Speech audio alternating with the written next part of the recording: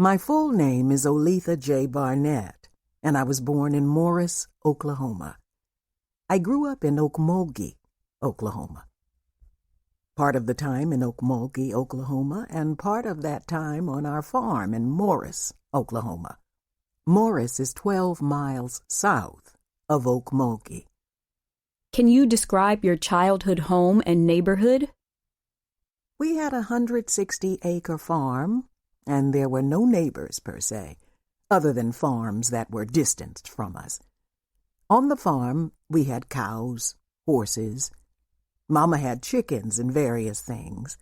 And in the little town where I went to school, the neighborhood was segregated. It was a quiet neighborhood, and there was the black part of town and the white part of town.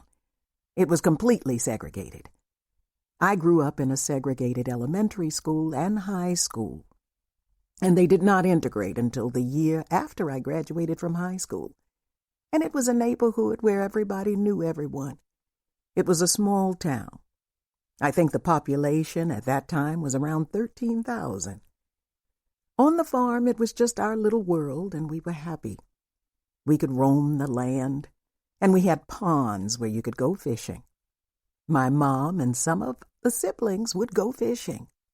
I didn't particularly care for fishing.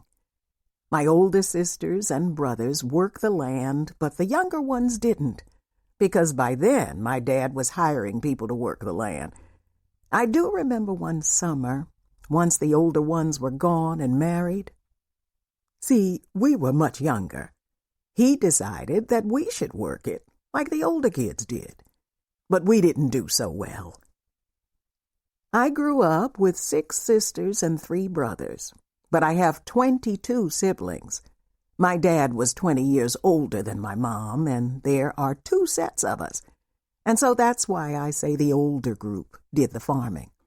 By the time we came along, some of the older ones were in the same age group as my mom. So 22 total, and I grew up with 9 of them.